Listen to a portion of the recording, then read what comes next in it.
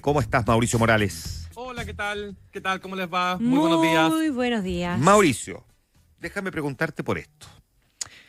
Redoble de tambores, que no los tenemos en todo caso, pero vamos a hacer como que Ah, los tuviéramos. La derecha versus la derecha, porque tenemos a Evelyn Matei por un lado, pero tenemos a José Antonio Kast, con quien conversamos en el día de ayer aquí en el estudio, ujú. a Johannes Kaiser, y también aparecen otras figuras, uno podría decir Rojo Edwards eventualmente, o alguien del Partido Social Cristiano, e incluso Jimena Rincón de Demócratas. Hablemos un poquitito de estas derechas y cómo estas derechas también tienen este problema, eventualmente además, y especialmente si es que no van con una primaria. Exactamente, Juan Manuel. Has dado en el clavo en el primer punto porque el principal mecanismo reductor del número de candidatos, el principal mecanismo institucional que existe para bajar el número de postulantes dentro de un mismo sector político son las primarias, y José Antonio Kast ya ha dicho en todos los tonos que no va a participar de ninguna primaria, ya sea con Evelyn Matei o con Johannes Kaiser o Rojo Edwards. Él ha dicho que va a ir a la primera vuelta y lo mismo han confirmado sus equipos de campaña. Pero van a tener que dar una segunda pasada a esa idea, creo yo, Juan Manuel, por lo siguiente. Kaiser ha tenido no solamente una figuración pública que se puede medir a través de las encuestas de opinión, son percepciones, sino que ha tenido una rápida institucionalización partidaria, que ya no se trata de percepciones, sino que de actos. Es decir, ha sido capaz de inscribir al Partido Nacional Libertario con más de 43.000 militantes. Para que tratemos de sopesar si 43.000 militantes es mucho o es poco, porque a la gente uno le puede decir 43.000 y no tiene una referencia necesariamente. El Frente Amplio, según el último reporte del CERVEL al 31 de diciembre de 2024, tiene casi 62.000. Hay que recordar que el Frente Amplio venía de la fusión de Revolución Democrática, Convergencia Social y otros partidos menores. El Partido Comunista con 45.000, el Partido Socialista con 44.000. Comunistas y socialistas con gran trayectoria histórica. Y el Partido Nacional Libertario sería el cuarto partido con el mayor volumen de militantes, superando a Renovación Nacional, a la UDI y al propio Partido Republicano, que de hecho lo duplica en número de militantes. En consecuencia, ¿qué quiero decir con esto, Juan Maconi? Que una cosa que la hemos discutido acá abiertamente, que tiene que ver con las percepciones a partir de las distintas encuestas de opinión, ahora ya disponemos de evidencia objetiva respecto a cómo el Partido Nacional Libertario y Kaiser se han pasado rápidamente, y esto es muy particular, y quería hacer un punto con esto, ha pasado rápidamente de la personalización a la institucionalización. A Kast, por ejemplo, le costó un poco más. Compitió en calidad de independiente y posteriormente fue formando un partido político que en su minuto, particularmente en las elecciones del año 2023, obtuvo un triunfo análogo a lo que hizo la Democracia Cristiana el año 65, barriendo con los partidos tradicionales de derecha que en esa época eran el Partido Liberal y el Partido Conservador. Pero Kast lo logró 8 años después menos, unos 4 años después de haber sido candidato. O sea, le costó el proceso de institucionalización partidaria, si entendemos como tal, la inscripción del partido y también el desempeño electoral. Ciertamente que en el caso del Partido Nacional Libertario todavía no se ha aprobado electoralmente, pero esta es una cuestión muy relevante desde mi perspectiva, porque una cosa, como decía, percepciones y apoyo, y otra cosa es entrar en el terreno más formal de la política, que corresponde a construir partidos, cuestión que no es fácil hoy. O sea, el camino, por ejemplo, de demócratas y amarillos ha sido mucho más lento, mucho más pedregoso en el proceso de constitución de partidos, pero eso también se explica o responde a que esos partidos tienen como base a electores moderados que por definición son menos intensos programática o ideológicamente, y amarillos y demócratas tienen una carga ideológica mucho menor en comparación a lo que está haciendo Johannes Kaiser o José Antonio Kast, pero me estoy refiriendo fundamentalmente a Johannes Kaiser. Entonces, ¿qué quiero decir con esto? Kaiser ya no puede ser visto solo como un rebelde que se instaló en la derecha jugando a quienes más extremos. Está mostrando fuerza en la opinión pública y ahora lo está haciendo como partido político. Entonces, ¿en qué podría tener esto algún efecto? El primer efecto va a ser dentro de la derecha, que lo van a empezar a mirar con otros ojos. Tengo la impresión de todas maneras que Republicanos va a aguantar hasta el final esperando que Kaiser deponga su candidatura presidencial, pero eso tiene un costo.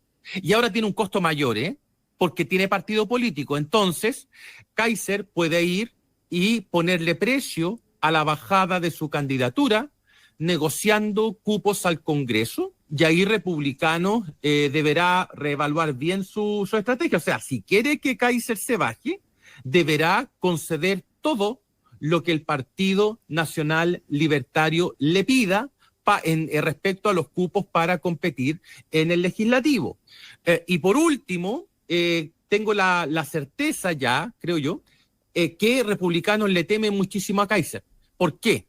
Porque si uno mira los datos de la última encuesta de Panel Ciudadano, están prácticamente empatados en los votantes de derecha. Es decir, si hay una primaria entre Kaiser y Kast, el resultado es incierto. Kast no le va a pasar por encima a Kaiser. Y adicionalmente, Kaiser supera a Kast en el grupo de opositores al gobierno, porque la encuesta Pulso Ciudadano hace distintos cruces con variables, y una de esas variables tiene que ver con el apoyo al gobierno. Claro. Y en los opositores al gobierno, Kaiser supera a Kast. Es decir, Kaiser llega a los más rabiosos con el gobierno, y esos rabiosos son más intensos, y si fuese un esquema de voto voluntario, Kaiser tendría más posibilidades. Y para cerrar, Kaiser también es mayoría, ¿saben en qué grupo? En el grupo de los 41 a 50 años, y no es mayoría solo en la derecha, es mayoría a nivel nacional. Es decir, de todos los candidatos que midió la encuesta Pulso Ciudadano, Kaiser es la mayoría en el grupo de 41 a 50 años, que dicho sea de paso, si es que uno mira otras encuestas de opinión, se da cuenta de que precisamente este grupo es el grupo que tiene menos cariño, menos afecto o menos tradición con la democracia como régimen político. Entonces, acá hay una combinación bien curiosa que se ha hecho en muy poco tiempo. Primero, un candidato más contestatario. Segundo, un candidato más reaccionario. Tercero, un candidato quizás más violento en el discurso. Cuarto, un candidato que es capaz de formar partido. Y quinto, un candidato que le está compitiendo mano a mano, no solo, y quiero insistir, no solo a José Antonio Kast, sino que le está compitiendo también a Evelyn Matei en una lucha palmo a palmo por los votantes de derecha y por los votantes rabiosos con el gobierno. Ya, déjame preguntarte entonces, ¿qué debería uno imaginar, esperar, proyectar de Johannes Kaiser? Porque en algún momento, lo dijo él, incluso conversando con nosotros aquí hace algunas semanas, que no descartaba evaluar, porque dijo, voy a evaluar según el nivel de respaldo si finalmente continúa con su candidatura presidencial o bien va al Parlamento. ¿Cuál sería, a tu entender, me refiero pensando así como en la estructura del calendario electoral, un momento para que Johannes Kaiser tome la determinación final de decir, sigo adelante, si es que no hay una primaria, llego a la papeleta del 16 de noviembre, o bien me inclino por una candidatura parlamentaria? Más allá de la fecha, obvio, de cuando se inscriben las candidaturas, ¿no? Sí, Juan Manuel, este es el momento preciso para saber si Johannes Kaiser tiene un propósito de corto plazo, que es llegar a la papeleta de noviembre, o si tiene un objetivo de mediano o largo plazo en el proceso de consolidación del Partido Nacional Libertario. Me paso a explicar. A ver.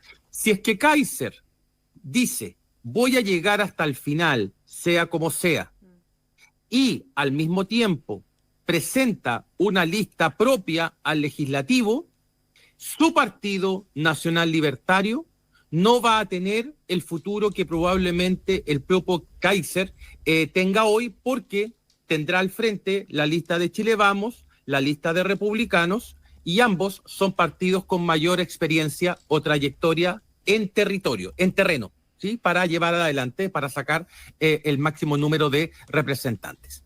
Pero si Kaiser está pensando en el proceso de consolidación del Partido Nacional Libertario y junto con ello dar el puntapié inicial en las próximas elecciones legislativas con una bancada significativa que le permita a él tener un soporte territorial más fuerte que la propia inscripción de personas como militantes del partido, entonces, si yo fuese él, esperaría, claro, porque las encuestas a lo mejor lo van a seguir favoreciendo y eso le sube el precio a su negociación. ¿Mauricio? Sí. Ayer estuvo José Antonio Casta aquí.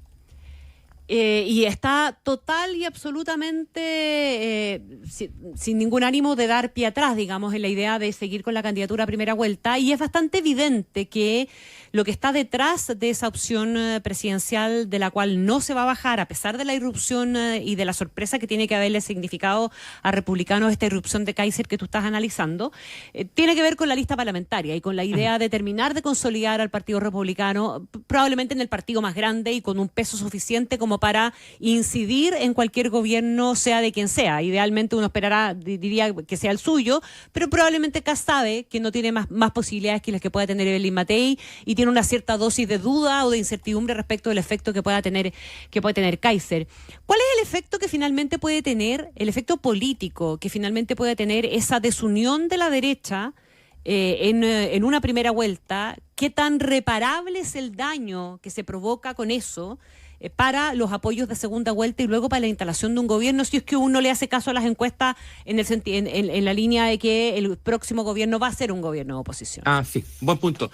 Claro, tú dices, por ejemplo, si es que Kast va como candidato con su lista, si Kaiser va como candidato con su lista, si Chile Vamos va con su candidata y con su lista, eso va a traer como consecuencia lo siguiente. Primero, el proceso natural de fragmentación uninominal que, como tú dices, en una segunda vuelta, esos apoyos, da la sensación, van a venir de a gratis. Es decir, probablemente sea como lo fue el Partido Comunista en los años 90, que los votos en segunda vuelta, por ejemplo, para Ricardo Lagos o incluso para Michelle Bachelet, llegaban de manera gratuita, llegaban por oposición, de manera natural, quiero decir. Pero a nivel legislativo, si la competencia va a ser en 3 listas, entonces el próximo candidato o el próximo presidente, más bien dicho, si es que es de derecha, se va a tener que preparar para gobernar con una administración que tendrá una oposición bilateral. Es decir, no solamente va a ser un gobierno de minoría, sino que adicionalmente, y esto es lo más peligroso para cualquier administración, que le pasó al presidente Frei entre el 64 y el 70, es enfrentar una oposición desde los dos costados. Y adicionalmente, como es una oposición de los dos costados, y esos dos costados van a estar pensando más en el último año de mandato de ese presidente que en los 4 que debe ejercer como gobierno, y van a estar pensando más en la próxima elección presidencial que en el éxito o fracaso que pueda tener el gobierno, entonces le va a costar mucho si es que es Matei, armar alianzas circunstanciales porque el jarro ya va a estar quebrado en la primera vuelta con estas 3 candidaturas y las 3 listas al legislativo. Yo tengo la impresión, Connie, eso sí, que si Johannes Kaiser es inteligente, o sea, a ver, él dijo que se bajaba si no llegaba a los 18 o 20 puntos, ¿cierto? Igual eso es difícil.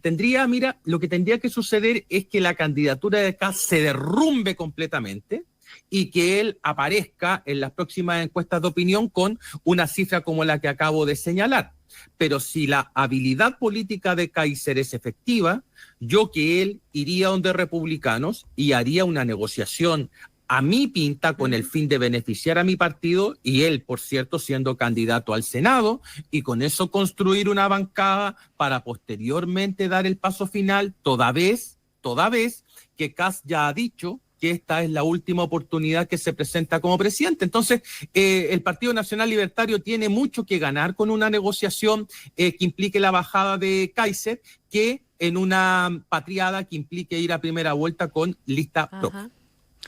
Mauricio, como siempre, un gusto conversar contigo. Ya la próxima semana volvemos a conversar en las tardes en lo que faltaba. Sí,